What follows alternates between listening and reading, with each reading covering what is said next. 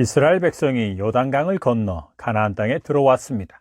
그 일로 인해 가나안 지역의 모든 왕들의 마음이 녹았고 정신을 잃었습니다. 한마디로 이제 우리는 죽었다라고 생각한 것입니다. 하나님께서 택하신 이스라엘 백성이 하나님께서 약속하신 땅에 들어온 것입니다. 그리고 이제 그 땅을 조금씩 정복해 나갈 것이었습니다. 하나님께서 광야에서 훈련시키는 동안 가장 중요하게 반복해서 당부하고 다짐하게 하셨던 것처럼 가나안 땅에서 우상을 섬기며 온갖 죄들을 지음으로 죄의 분량이 찬 가나안 족속들을 멸하고 그들의 종교와 풍습과 문화 그리고 모든 죄악된 것들을 조금씩 제거해 나갈 것입니다. 거듭나서 회심하고 하나님의 자녀가 되어 우리를 구원하신 하나님 아버지의 영광과 우리를 대신하여 죽으셨다가 다시 살아나신 예수 그리스도를 위해 사는 삶은 가나안 땅에서 본격적으로 시작되는 것입니다. 그곳에서의 삶이 하나님께서 받으시는 열매가 되게 해야 하는 것입니다. 신앙생활, 곧 믿음으로 사는 것은 이스라엘 백성의 경우와 같이 가나안 땅을 정복하고 그곳에 하나님 나라를 세우는 것입니다. 하나님 아버지와 예수 그리스도와 공존해서는 안 되는 우상들과 말씀에 어긋난 문화와 풍습과 가치관, 그리고 말씀의 기준에서 벗어난 윤리와 도덕 등이 우리 삶의 영역에 존재하지 않도록 하나둘 깨뜨려가는 것입니다. 사적인 영역과 가정과 지역교회와 우리의 모임 등에서 말입니다. 그리고 그 자리에 하나님 아버지와 우리 주 예수 그리스도를 모시고 그분의 말씀으로 채워가는 것입니다. 하나님께서 주신 땅, 삶의 자리에서 하나님의 거룩한 백성으로 산다는 것이 그러하기에 그것을 위해 먼저 확실하게 준비되어야 하는 것이 있습니다. 가나안 땅에 들어온 이스라엘 백성에게 그것은 첫째, 할례를 행하는 것이었고 둘째, 하나님께 완전히 항복하는 것이었습니다. 지금 가나안 땅에 들어온 이스라엘 백성은 출애굽 이후 광야에서 태어난 자들로서 할례를 행하지 않은 자들이었습니다.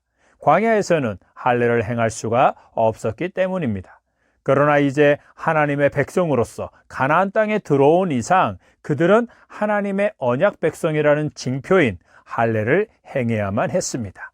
할례를 행하지 않는 자는 언약 백성 중에서 끊어지게 되어 있었던 것입니다.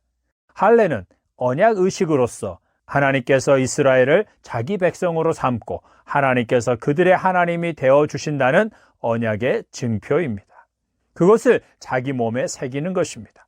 아브라함과 언약을 맺으시고 그 증표로 그와 그의 모든 가족들에게 할례를 행하라고 하신 하나님께서는 그의 후손인 이스라엘 백성과 시내산에서 언약을 맺으시고 그 증표로 그들에게 말씀을 주셨습니다.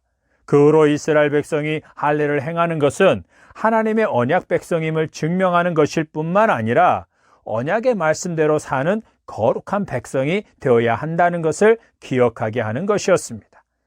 가나안 땅에 들어와 본격적인 정복전쟁, 곧 그들에게 맡겨주신 믿음과 삶의 분량을 본격적으로 감당하기에 앞서 할례를 행함으로 이스라엘 백성은 하나님과의 관계를 새롭게 정립했습니다.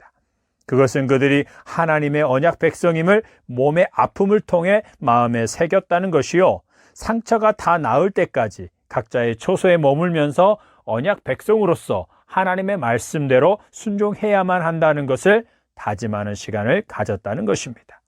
지구상에 머물 곳이 없어서 가나안 땅을 삶의 터전으로 주신 것이 아니라 그곳에 하나님의 언약 백성으로서 하나님 나라를 세우고 하나님의 영광을 위해 살아가도록 하기 위해 지금 가나안 땅으로 인도해 주셨다는 것을 되새기게 하셨던 것입니다. 그것은 오늘날 우리에게 무엇을 말해주고 있습니까?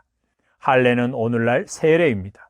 할례가 하나님의 택하심을 받아 하나님과 언약을 맺은 자들이 행하는 것이었듯이 세례는 예수님을 믿고자 하는 자, 머리로만 믿는 자가 받는 것이 아니라 거듭나서 회심한 자들, 곧 하나님과 예수 그리스도에 대한 믿음이 분명한 자들이 받는 것입니다.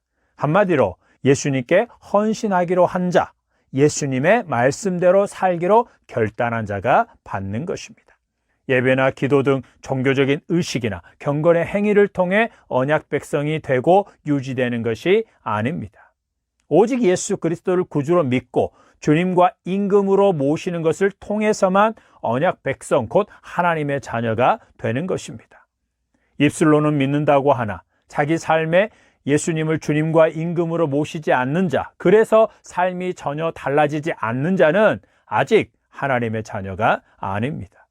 하나님의 자녀만이 하나님께서 그에게 주신 삶의 자리와 영역들을 정복해 나갈 수 있습니다. 그들만이 그곳에 있는 우상들과 말씀을 벗어난 모든 죄악된 것들을 차츰차츰 정복해 나가 그곳에 하나님 아버지와 예수 그리스도를 모시고 모든 영역을 말씀에 맞춤으로 하나님의 나라를 세울 수 있는 것입니다.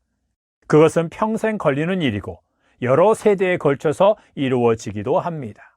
그러나 분명한 것은 하나님의 언약 백성이 된 자들을 통해서만 하나님 아버지와 예수 그리스도 그리고 그분의 말씀에 헌신된 자들을 통해서만 이루어져 간다는 것입니다. 신앙의 1대는 기초만 겨우 놓고 2대는 기둥만, 3대는 대들보만 겨우 올리는 경우도 있습니다. 그러므로 속지 않아야 하는 것은 2대, 3대째 기독교 집안이다, 목회자 집안이다라는 것이 그들의 가문과 삶의 영역이 하나님의 나라로 세워졌다 또는 세워지고 있다라는 것을 보장해 주는 것은 아니라는 것입니다. 1대가 세워놓은 기초를 2대나 3대가 망치기도 하는 것입니다. 이스라엘 백성이 본격적으로 가나안 땅을 정복하기 위해 두 번째로 준비되어야 하는 것은 하나님 앞에서 신을 벗는 것, 곧 완전히 항복하는 것입니다. 모세가 미디안 광야에서 신을 벗은 것을 자기를 찾아오신 하나님께 개인적으로 항복하는 것이라고 한다면 여호수아가 하나님의 군대 장관 앞에 절하고 자기 신을 벗은 것은 이스라엘 백성을 대표하여 항복한 것입니다. 가나안 땅에서 이스라엘 백성 곧 하나님의 군대를 이끌고 정복 전쟁을 진두지휘할 그가 하나님 앞에 엎드려 신을 벗은 것은 모든 백성이 그렇게 한 것과 같은 것이기 때문입니다. 또한 그것은 이제 가나안 땅이 하나님께서 임재해 계시는 거룩한 땅이라는 것을 알게 한 것이요, 앞으로 치르게 될 전쟁은 하나님께서 앞서 싸우시는 거룩한 전쟁이라는 것을 알게 한 것입니다. 하나님께서 가나안 땅에 먼저 가셔서 자기 백성을 기다리신 것이 아닙니다. 그들과 함께 요단강을 건너시고 그들과 함께 가나안 땅에 오신 것입니다. 언약 백성이 있는 곳, 그들이 언약에 충실하게 살아가는 곳이 하나님께서 계신 곳입니다. 그와 같이 오늘날 하나님의 자녀들이 있는 곳이 하나님이 계신 곳입니다. 하나님 아버지께서 그들을 거처와 성전으로 삼으시고 그들과 함께 계시기 때문입니다. 할렐루야. 하나님께서 주신 삶의 터전과 모든 영역들을 정복하여 하나님의 나라로 세우길 원하십니까?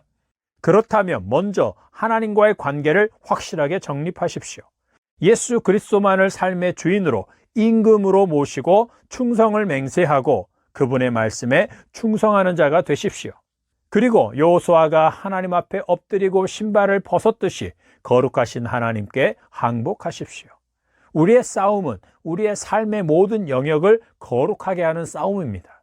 그러므로 승리하기를 원한다면 우리가 먼저 하나님을 거룩하신 분으로 알고 하나님과 그분의 말씀 앞에서 철저하게 항복해야 하는 것입니다.